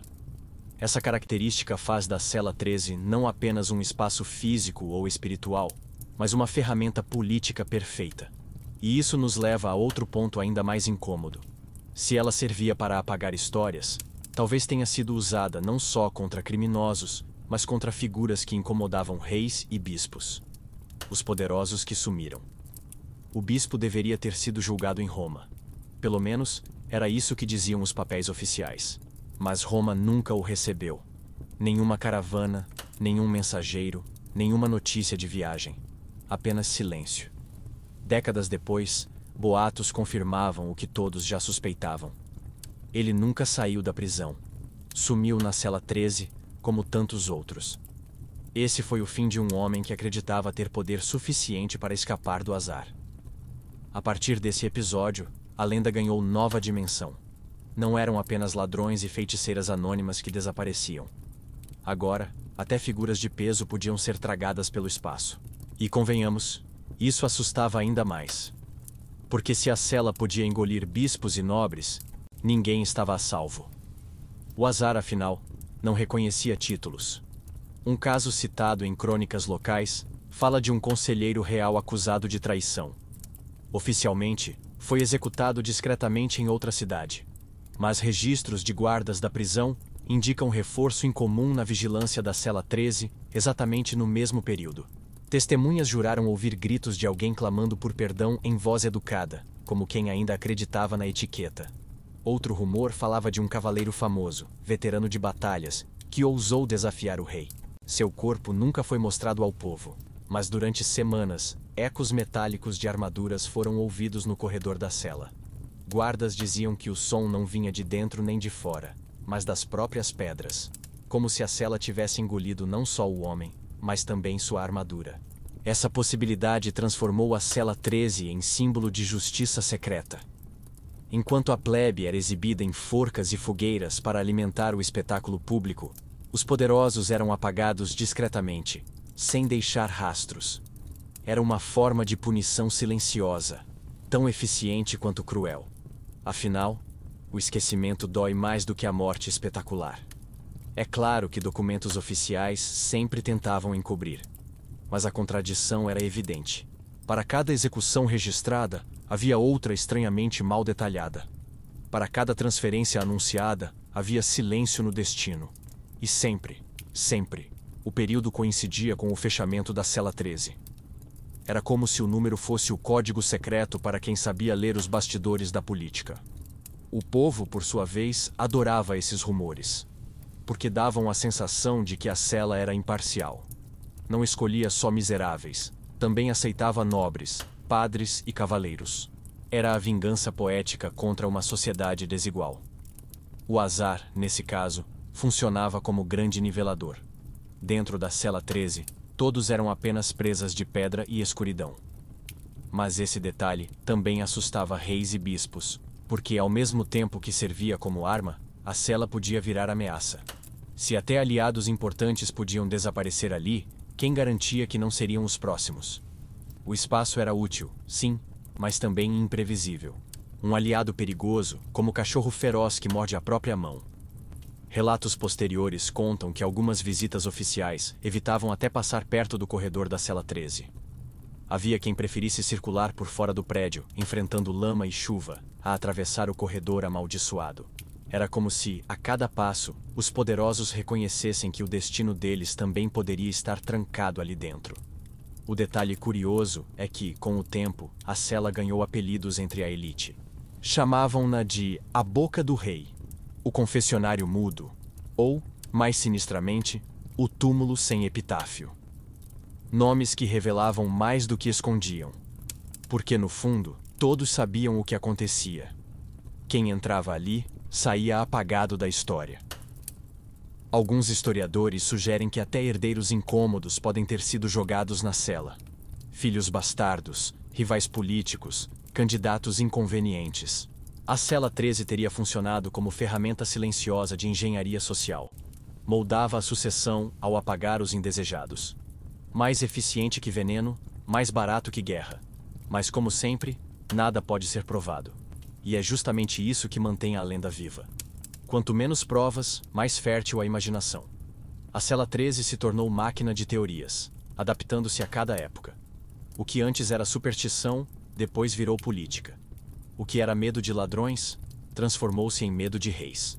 Esse duplo papel, tanto punir miseráveis quanto engolir poderosos, fez da cela 13 algo único. Era prisão e tribunal, cemitério e palco, portal e arquivo. E justamente por isso, os guardas começaram a tratá-la não como cela, mas como criatura. Algo que tinha vontade própria. Algo que escolhia. E é nesse clima de desconfiança que surge outra figura perturbadora. O carcereiro obcecado, que passou tempo demais diante da porta e terminou repetindo números até enlouquecer. Porque se até os poderosos caíam, o que acontecia com quem vivia dia e noite ao lado da maldição? O carcereiro que se apaixonou pela cela, ele morreu sorrindo. Sorrindo para a porta trancada, como quem reencontra o grande amor da vida. O corpo foi encontrado sentado, encostado na parede do corredor, olhos fixos no número 13. Nenhum ferimento, nenhuma luta. Apenas o sorriso congelado de quem, até o último segundo, acreditou estar diante de algo maior do que si mesmo. Esse foi o fim de um carcereiro que deixou de vigiar a cela para adorá-la. Tudo começou com pequenas excentricidades. Enquanto colegas temiam o corredor, ele pedia para fazer turnos extras. Dizia que a cela precisava dele, como se estivesse cuidando de criança doente. O diretor achava graça, os outros guardas desconfiavam. Mas ninguém imaginava que o fascínio se transformaria em devoção. Era apenas mais um homem solitário que encontrara companhia no pior lugar possível. Logo começaram os boatos. Ele falava sozinho diante da porta, chamando a cela de ela, como se fosse mulher. Passava noites inteiras sentado no chão, escrevendo poesias sobre o número 13 em pedaços de papel. Guardas riam, mas riam nervosos, porque no fundo, todos sabiam. Aquilo não era apenas solidão. Era possessão lenta, mas certeira. Os relatos contam que ele parou de se relacionar com colegas. Evitava a taverna, evitava festas, evitava até missas. Minha fé agora é a cela, dizia, em tom meio brincalhão, meio ameaçador. A cada dia, parecia perder mais contato com a realidade e se aprofundar em diálogo silencioso com as paredes frias. Era como um namoro obsessivo, só que com tijolos. Alguns juravam ouvir risadas vindas de dentro quando ele chegava. Outros diziam que a cela respondia aos seus sussurros, como se tivesse criado laço íntimo. É impossível saber a verdade, mas o fato é que a obsessão transbordava. Ele chegou a tatuar o número 13 no braço, feito com ferro em brasa. Para nunca esquecer dela, explicou. Ninguém riu dessa vez. Com o tempo, seu corpo começou a definhar. Olheiras profundas, barba desgrenhada, mãos trêmulas. Mas seus olhos brilhavam sempre que falava da cela. Ela fala comigo, dizia. Ela me entende. Alguns guardas pediram sua remoção, preocupados. O diretor ignorou, talvez por medo de mexer no assunto. E a cela ganhou seu adorador exclusivo. Na última semana, relatos ficaram ainda mais estranhos. Ele começou a levar comida para o corredor, como se oferecesse banquetes invisíveis à porta. Deixava pão, vinho, pedaços de carne. Tudo apodrecia rapidamente, como se o espaço consumisse de forma invisível. Os outros guardas evitavam passar ali, temendo que estivessem presenciando um ritual não oficial. O episódio final foi quase poético, se não fosse aterrorizante. Encontraram-no morto, sentado diante da porta, com sorriso congelado. O mais perturbador, o prato de comida que ele havia deixado estava limpo, sem sinal de decomposição, como se alguém realmente tivesse aceitado sua oferenda. A cela, aparentemente, o devorou em silêncio. Esse acontecimento solidificou a crença de que a cela 13 era mais do que espaço. Para alguns, era a entidade que escolhia amantes, alimentava obsessões e cobrava fidelidade. Para outros, era apenas prova de loucura humana. Mas, convenhamos, até mesmo os céticos hesitavam em rir diante do cadáver sorridente. A obsessão do carcereiro virou lenda interna. Guardas mais novos ouviam histórias de quem se apaixonou pela cela, como aviso para não passar tempo demais no corredor. Era como conto de terror contado em noites de guarda. Cuidado, ou você também vai se apaixonar pela parede errada. Humor negro, claro, mas com verdade embutida. Historiadores modernos tentam explicar como delírio, isolamento, pressão psicológica, talvez esquizofrenia. Mas essas análises sempre esbarram na mesma pergunta. Por que a cela 13 parecia ser gatilho único? Por que outros presos e guardas não desenvolviam fascínios iguais em celas vizinhas? O espaço parecia ter talento próprio para manipular mentes. Essa história também alimentou a ideia de que a cela precisava de devotos. Que, de tempos em tempos, ela escolhia alguém para servi-la. Não apenas para sofrer, mas para adorá-la. O carcereiro, nesse caso, teria sido escolhido. E, ao final, recompensado com morte calma, quase feliz. O tipo de final que nenhum prisioneiro comum teve. E é nesse ponto que o mito da cela 13 transcende punição e loucura. Agora, ela também é vista como entidade religiosa, capaz de inspirar fé. Uma fé invertida, sem céu nem paraíso. Apenas paredes úmidas, que exigem devoção em troca de esquecimento. Mas a obsessão do guarda também levantou outro mistério. Se a cela escolhia devotos, então talvez tivesse propósito maior. Talvez fosse mais que prisão, mais que portal. Talvez fosse altar. E essa ideia, claro, levaria a investigações ainda mais perigosas. Porque se já havia enlouquecido prisioneiros, padres e carcereiros, o que aconteceria quando a própria prisão tentasse destruir a cela 13? As tentativas de demolição. O trabalhador caiu do andaime com um grito seco. O segundo foi esmagado por blocos de pedra que não deveriam ter se soltado. O terceiro simplesmente desapareceu em plena luz do dia, com ferramentas ainda no chão. Todos tinham algo em comum. Estavam escalados para demolir a cela 13. Esse foi o fim dos que ousaram enfrentar não apenas paredes, mas a própria maldição do espaço proibido. A ordem veio de cima. Cansados de lidar com a reputação maldita da cela, os administradores da prisão decidiram eliminá-la de vez. Derrubem essas pedras, façam um depósito qualquer coisa, ordenou o diretor. O plano parecia simples, era só destruir um quarto e apagar a superstição. Mas, como sempre, o azar estava esperando de braços abertos. O primeiro grupo de pedreiros nem chegou a terminar o dia. Um deles caiu misteriosamente do andaime, mesmo sem vento ou falha visível. O segundo teve uma parede desmoronando sobre si, embora estivesse em área considerada estável. O terceiro largou tudo e fugiu, jurando ter ouvido alguém chamar seu nome de dentro da cela. Foi considerado covarde, mas ninguém teve coragem de substituí-lo. Na tentativa seguinte, reforçaram a segurança. Mais homens, mais ferramentas, preces antes do trabalho. Mas o resultado foi ainda mais estranho. Ferramentas quebravam sozinhas, martelos soltavam cabos, pedras se recusavam a ceder. Era como se a construção fosse feita de material diferente, mais resistente, quase vivo. Os trabalhadores começaram a dizer que batiam na carne da própria prisão. E então veio o acidente mais brutal. Um pedreiro, ao golpear a parede, foi atingido por estilhaços que voaram como lâminas. Não houve explosão, não houve desmoronamento. Apenas pedras que se soltaram em ângulos impossíveis, cortando-o em segundos.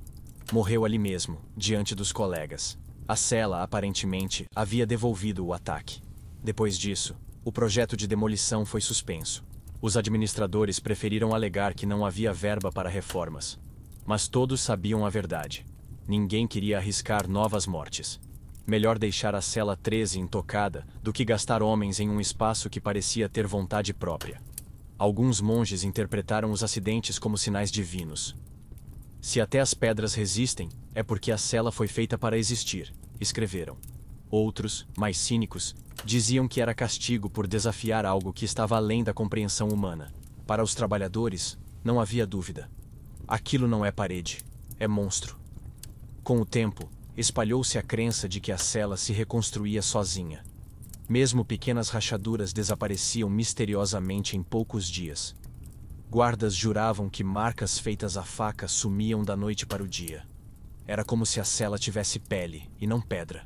Essa ideia só aumentava o medo. Afinal, como destruir algo que se regenera? Houve ainda tentativas de selar a cela em vez de destruí-la.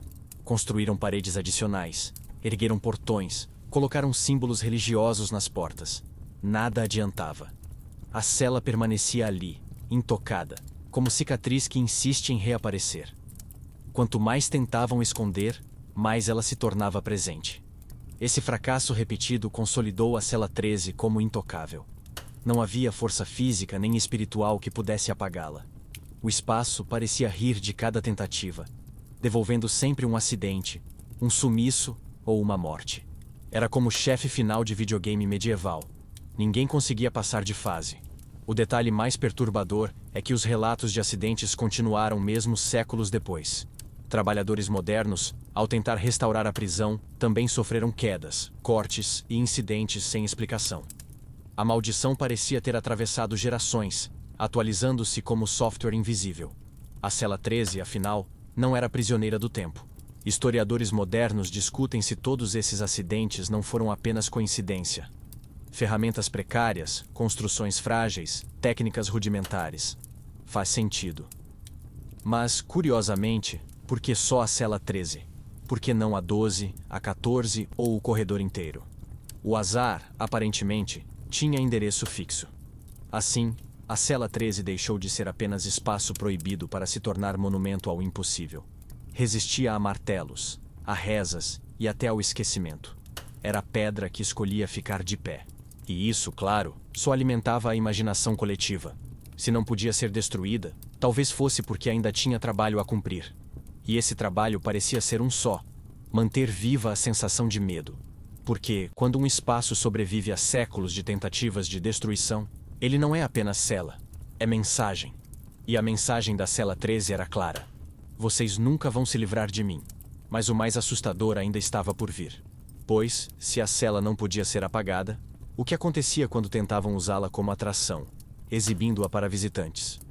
A atração proibida. O turista desmaiou antes mesmo de entrar. Estava rindo, zombando do medo local, quando de repente empalideceu e caiu no chão do corredor. Não morreu, mas acordou horas depois sem lembrar do próprio nome. Esse foi o fim de uma visita curiosa demais. E foi também o início da fama da cela 13, como a atração proibida mais perigosa da história. Tudo começou quando viajantes do Renascimento ouviram falar do espaço. A Europa estava sedenta por mistérios, ruínas e lendas. E claro, Nada era mais tentador do que uma cela que nem padres nem martelos conseguiam domar. Então, surgiram os primeiros pedidos. Podemos ver a porta? Podemos sentir a energia? Era o turismo sombrio antes de inventarem o termo. A direção da prisão, sempre precisando de moedas extras, viu oportunidade. Abriram o corredor para visitas discretas, cobrando pequenas taxas. Não toquem, não entrem, avisavam. Mas, convenhamos, todo aviso é convite. E logo os turistas encostavam na madeira, espiavam pelas frestas, tentavam ouvir sussurros. Os primeiros relatos foram de sensações físicas. Frio súbito, tontura, palpitações. Pessoas juravam sentir mãos invisíveis puxando roupas, ou vozes murmurando palavras sem sentido. Alguns fugiam apavorados, outros riam nervosos. Mas todos, sem exceção, saíam diferentes. Até os mais céticos admitiam. Havia algo errado ali. Um caso famoso envolve um poeta francês. Escreveu um poema inspirado na cela 13, descrevendo-a como Boca do Esquecimento. Dias depois, morreu subitamente em viagem. Coincidência? Talvez. Mas o povo preferiu acreditar que a cela não gostava de virar poesia. Afinal, alguns espaços só querem silêncio, nunca aplausos. Outro visitante, um comerciante inglês, relatou ter ouvido vozes chamando seu nome dentro da cela. Voltou ao seu país perturbado, passou meses atormentado por sonhos e acabou se afogando em rios sem motivo aparente. Para os cronistas, era claro. A cela exportava sua maldição. Não bastava vê-la, levava pedaço dela consigo. Esse fenômeno se espalhou. Viajar para ver a cela 13 virou quase rito de bravura. Jovens ousados apostavam moedas para ver quem resistia mais tempo diante da porta. Alguns aguentavam minutos, outros segundos. Todos saíam pálidos, suando frio, como se tivessem encarado algo maior do que eles. Era o desafio da cela, versão medieval dos testes de coragem. A direção logo percebeu que tinha um problema. A cela não apenas assustava, às vezes quebrava visitantes. Houve casos de desmaios, ataques nervosos, até surtos repentinos. O corredor amaldiçoado, que deveria render lucro, começou a dar prejuízo em fofocas e má reputação. Afinal, ninguém quer hospedagem em cidade onde turistas somem na prisão. Então veio a decisão de fechar definitivamente o acesso. Trancaram o corredor, selaram portas secundárias, proibiram guias de mencionar o espaço. Oficialmente, a cela 13 não existia mais. Mas claro, o efeito foi oposto. O mistério cresceu ainda mais. Quanto mais escondiam, mais gente queria ver. Era o marketing do proibido funcionando desde o século XVI. O curioso é que os relatos não cessaram. Mesmo sem acesso, viajantes juravam sentir frio em áreas próximas, ou ouvir batidas metálicas em noites silenciosas. Alguns desenhavam mapas para tentar identificar o ponto exato onde a cela ficava. O corredor virou ponto turístico invisível. Ninguém podia entrar, mas todos sabiam que estava ali. Com o tempo, a cela 13 passou a ser comparada a outros lugares proibidos da Europa, como a sala trancada de castelos ou criptas que ninguém ousava abrir. Era citada em livros, mencionada em sermões, até usada como metáfora em peças de teatro. Não havia quem não tivesse opinião sobre ela. E quase ninguém havia entrado. Para o povo local, isso era fonte de orgulho e medo. Orgulho por viverem perto de mistério tão famoso. Medo por terem que conviver com ele todos os dias. Afinal, turista vai embora. Mas os moradores ficavam, ouvindo rumores noturnos, sentindo o frio estranho do corredor. Para eles, a cela não era atração.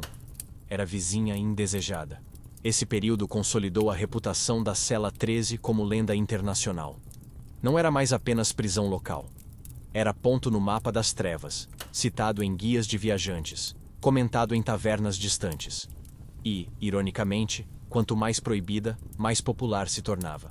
A cela não precisava de marketing, bastava existir. Mas, como toda fama, a dela também cobrava preço. Se turistas sumiam ou enlouqueciam, o espaço deixava de ser apenas curiosidade e voltava a ser ameaça.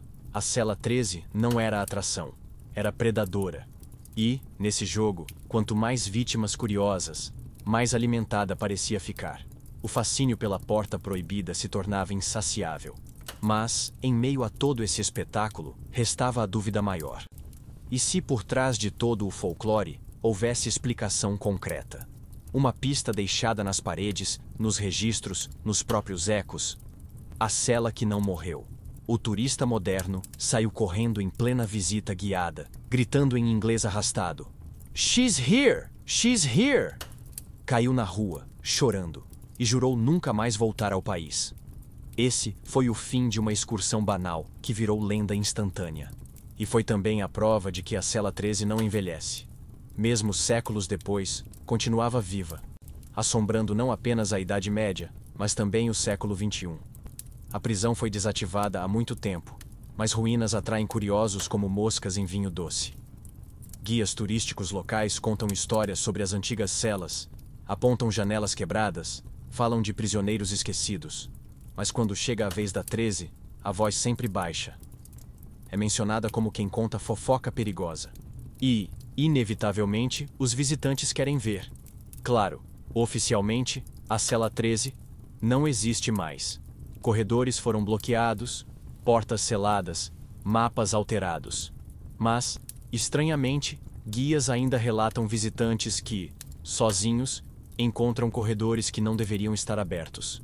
Caminhos que terminam diante de uma porta sem número. E todos descrevem a mesma sensação.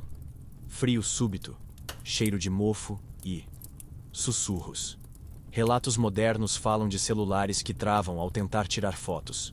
Baterias drenam em minutos, gravações ficam corrompidas. Alguns turistas dizem que os aparelhos captaram sons estranhos, como risadas abafadas, mesmo em silêncio total. Outros garantem ter visto vultos refletidos na tela, rostos que não estavam presentes. A Cela 13, aparentemente, aprendeu a brincar com tecnologia. Esse fenômeno alimenta uma nova geração de lendas. Agora, não é mais apenas superstição medieval. É energia paranormal, fenômeno eletromagnético, ponto de ruptura dimensional. Os termos mudam, mas a essência é a mesma. Ninguém consegue explicar. E claro, isso só aumenta a curiosidade. Afinal, o mistério é combustível perfeito para likes e visualizações. Não faltam vídeos em canais obscuros da internet. Gente jurando ter entrado na Cela 13, filmando corredores úmidos, captando sussurros. Alguns clipes mostram apenas portas comuns, outros exibem vultos suspeitos. O público discute, duvida, se diverte. Mas, curiosamente, vários desses criadores de conteúdo somem meses depois, encerrando canais sem aviso. Coincidência? Talvez. A Cela 13 transformou-se em patrimônio cultural do medo. Não precisa mais existir oficialmente. Basta ser mencionada para mexer com o imaginário. É citada em livros de terror, aparece em jogos de horror, inspira roteiros de cinema. Um espaço que talvez nem esteja acessível, mas que continua mais vivo do que nunca. Moradores locais, no entanto, não acham graça. Muitos evitam sequer passar perto das ruínas. Dizem que pesadelos são comuns entre quem insiste em visitar. Outros falam em doenças repentinas, acidentes banais, uma onda de azar que acompanha curiosos. O número 13, afinal, nunca viajou sozinho. Sempre cobra pedágio. E é isso que torna a cela ainda mais intrigante. Ela não pertence a uma época, pertence a todas. No século XV, era a maldição medieval. No XIX, mistério científico. No XXI, virou fenômeno pop. Mas em todos os séculos permanece a mesma. Porta fechada que engole coragem. Alguns estudiosos sugerem que a própria fama é parte da maldição. Quanto mais falamos dela, mais força ela ganha. Seria uma entidade alimentada por atenção, sobrevivendo graças às histórias. Nesse caso, cada turista assustado, cada vídeo no YouTube, cada sussurro em taverna moderna, tudo isso seria combustível para mantê-la ativa. O mais inquietante é que não há consenso sobre sua localização atual. Alguns dizem que a cela foi demolida de vez. Outros juram que ainda está oculta sob camadas de reformas. Há até quem acredite que tenha se deslocado, como se o próprio espaço tivesse escolhido novo lar. Afinal, quem disse que paredes não podem andar? Seja como for, a Cela 13 continua provocando medo e fascínio. Não precisa ser vista para ser sentida. É lembrada em piadas de mau gosto, em jantares de turistas, em cochichos de guias. Vive no imaginário, e talvez seja esse o verdadeiro triunfo. Não ser apenas lugar, mas ideia. E ideias, como sabemos, não podem ser demolidas. É por isso que, mesmo em tempos modernos, a Cela 13 nunca deixou de ser visitada. Cada geração encontra seu próprio jeito de chamá-la, mas todas a mantêm viva. Como herança indesejada, como cicatriz coletiva. Uma cela que não morre porque já não depende de tijolos. Depende de nós. E enquanto rimos nervosos de suas histórias, enquanto compartilhamos vídeos e fazemos apostas sobre sua veracidade, damos à Cela 13 exatamente o que ela sempre quis. Voz. Porque o maior segredo dela nunca foi o que acontece lá dentro, mas sim o motivo pelo qual não conseguimos parar de falar dela. Mas se até hoje a Cela se recusa a morrer, a pergunta inevitável permanece. O que aconteceria se alguém decidisse no presente passar uma noite inteira trancado ali dentro? O desafio moderno. Encontraram a câmera caída no chão do corredor. A gravação mostrava apenas silêncio. Depois, a respiração acelerada do dono, seguida por um grito súbito e o som de algo pesado sendo arrastado. A porta da Cela 13 nunca chegou a aparecer no vídeo. O rapaz que fazia o desafio também nunca mais foi encontrado. Esse foi o fim da moda mais estúpida da internet. Tentar passar a noite na cela proibida. Tudo começou como piada. Jovens locais, acostumados com as histórias, decidiram transformar medo em entretenimento. Se ninguém nunca conseguiu, vamos ser os primeiros, diziam. Compraram câmeras, lanternas, baterias extras. O plano era simples: trancar-se na cela, transmitir ao vivo e provar que tudo não passava de mito. Fácil, certo? A primeira tentativa já foi fracasso. O grupo entrou rindo, mas minutos depois, a transmissão travou. Quando retornaram, estavam pálidos, recusando-se a falar. Não é brincadeira, repetiam. O silêncio deles alimentou ainda mais a lenda. Porque na internet, nada é mais assustador do que ver gente que adora a atenção recusar contar o que aconteceu. Na segunda tentativa, alguém entrou sozinho. Levou o kit de sobrevivência, água, comida, câmera com visão noturna. Tudo preparado para resistir 24 horas.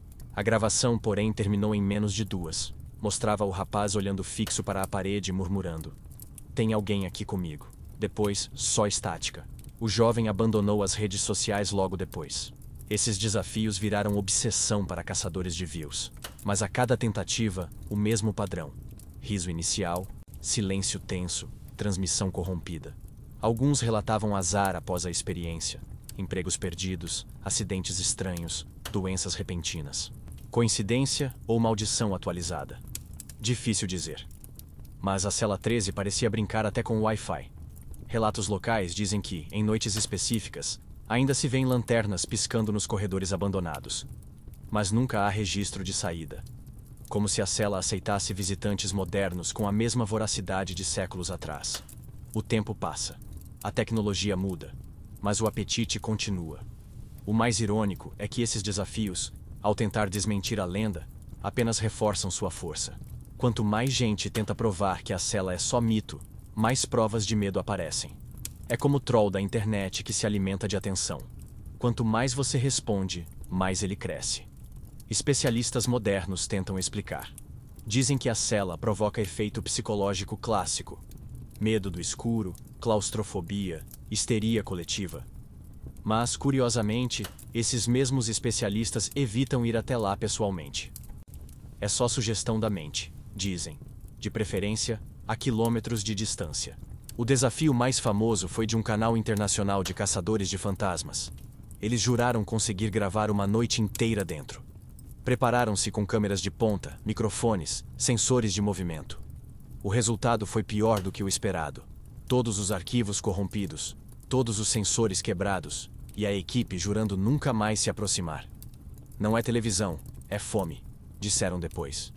Esse tipo de evento manteve a Cela 13 no mapa do terror moderno. Agora, ela não é apenas lenda medieval ou curiosidade histórica. É também mito digital, que viaja em vídeos e fóruns, assustando até quem nunca pôs os pés perto dela. Uma cela que não precisa mais de prisioneiros, basta atenção. E o detalhe curioso é que, quanto mais falamos dela, mais forte ela parece se tornar. Alguns acreditam que a própria lenda é a cela, que o espaço físico já não importa. O que importa é a história circulando, como vírus narrativo. Nesse caso, cada desafio filmado não é só estupidez. É alimento. O problema é que sempre haverá alguém disposto a tentar, porque o fascínio do proibido nunca morre. E a Cela 13, como boa predadora, sabe disso. Espera pacientemente novos curiosos, novos idiotas, novos heróis improváveis. Para ela, tempo é apenas tempero. E enquanto a internet transforma tudo em espetáculo, a Cela transforma espetáculo em silêncio. Um jogo desigual, em que risadas nervosas viram gritos, e transmissões ao vivo terminam em telas pretas. Quem assiste, sente frio. Quem entra, sente o fim. Mas há ainda um detalhe mais perturbador. E se a Cela 13 não for apenas um lugar fixo? E se ela já tiver aprendido a se mover, a aparecer onde a invocam? Afinal, se histórias a alimentam, talvez cada pessoa que a conte esteja construindo uma nova porta em algum corredor escuro. O último sussurro. A guia turística jurou ter ouvido seu próprio nome vindo de dentro. Nenhum visitante estava perto. A cela continuava selada, mas a voz era dela mesma, repetida em tom grave, como eco zombeteiro. Saiu correndo, abandonou o emprego, mudou de cidade. Esse foi o fim da última tentativa de transformar a Cela 13 em atração oficial. Porque algumas portas não querem turistas, querem segredos. Com o passar dos séculos, a cela resistiu a tudo: exorcismos, martelos, monges, cientistas e até youtubers. Cada geração tentou domá-la, mas nenhuma conseguiu. Pelo contrário, todas fortaleceram a lenda. O que deveria ser espaço esquecido virou mito imortal. O número 13 sobreviveu a fogueiras, reformas e câmeras digitais. Como atriz veterana, recusou-se a sair do palco. Hoje, ninguém sabe ao certo se ela ainda existe fisicamente. Uns juram que sim, escondida sob camadas de concreto. Outros dizem que foi demolida, mas continua em espírito, manifestando-se em sonhos e corredores aleatórios. Há até quem acredite que a cela se multiplicou, surgindo em cada história contada, como vírus narrativo que não precisa mais de tijolos. Essa hipótese é a mais assustadora. Porque se a Cela 13 vive de relatos, cada vez que você ouve, lê ou conta sua história, alimenta-a. E se for assim, então agora mesmo, enquanto você escuta minha voz, pode estar criando sua própria Cela 13 no fundo da memória. Uma porta sem chave, esperando o momento certo para se abrir. O detalhe mais cruel é que nunca sabemos o que ela guarda. Para uns, loucura. Para outros, silêncio. Para alguns poucos, desaparecimento. Mas o verdadeiro segredo talvez seja outro. A Cela 13 não aprisiona corpos. Aprisiona a atenção. E nisso, ela é imbatível. Basta olhar para trás. Ladrões comuns, bispos, cavaleiros, mulheres esquecidas, carcereiros devotos, cientistas arrogantes, turistas modernos. Todos, de alguma forma, foram engolidos pela mesma escuridão. E todos deixaram apenas fragmentos, pedaços de histórias, ecos soltos. O resto, a cela guardou para si. O mais irônico é que, em meio a tanto mistério, a Cela 13 nunca precisou se explicar. Quem tentou, falhou. Quem duvidou, sumiu. Quem riu, chorou. E no fim, talvez esse seja o maior truque dela. Não entregar respostas. Porque nada assusta mais do que a dúvida que você não consegue apagar. E é por isso que ela sobrevive. Não importa se está fisicamente em uma prisão abandonada ou em corredores da sua própria mente. A Cela 13 é o lembrete de que nem todo mistério quer ser resolvido. Alguns apenas querem permanecer, rindo de quem insiste em entender. Então, da próxima vez que ouvir passos no corredor vazio ou sentir frio súbito em sala escura, lembre-se, pode ser só imaginação. Ou pode ser apenas a Cela 13 visitando. Afinal, ela nunca gostou de ficar sozinha por muito tempo. O último sussurro que muitos relatam ouvir é sempre o mesmo. O próprio nome dito na escuridão. Talvez eco da mente. Talvez assinatura dela. Mas o efeito é igual. O coração dispara. E a certeza se desfaz. Porque no fundo, não é a cela que está presa a você. É você que está preso a ela. E assim, o segredo da Cela 13 continua intocado. Porta fechada, paredes frias, risos invisíveis. Mas de alguma forma, ela está aqui, agora, dentro dessa história. talvez até sorrindo do outro lado da sua tela. E se for isso mesmo, parabéns. Você acabou de bater na porta sem perceber. E agora, eu te pergunto: você teria coragem de passar uma única noite dentro da cela 13? Responda nos comentários. Porque quem sabe, talvez a cela esteja esperando justamente você para o próximo capítulo. Talvez a cela 13 nunca tenha existido. Talvez seja apenas invenção coletiva, metáfora de medos ancestrais. Mas se for isso, é ainda mais perturbador. Porque mostra que nós mesmos criamos monstros capazes de nos enlouquecer. E monstros inventados são sempre mais difíceis de destruir. Ou talvez ela exista, escondida em algum lugar, esperando a próxima chave girar. E quando isso acontecer, não importará quantos séculos tenham passado. O frio será o mesmo, o riso será o mesmo, e o silêncio será o mesmo. Porque algumas portas nunca se fecham de verdade. E se você acha que tudo isso é apenas história, então faça o teste. Feche os olhos esta noite e imagine uma porta marcada pelo número 13. Veja se consegue dormir em paz, sabendo que às vezes, imaginar já é o suficiente para abri-la. No fim, talvez a cela 13 nunca tenha guardado prisioneiros.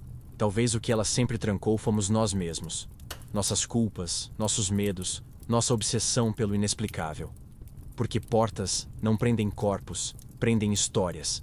E essa continua viva, séculos depois, rindo da nossa necessidade de respostas. A cela 13 não quer ser entendida, quer ser lembrada.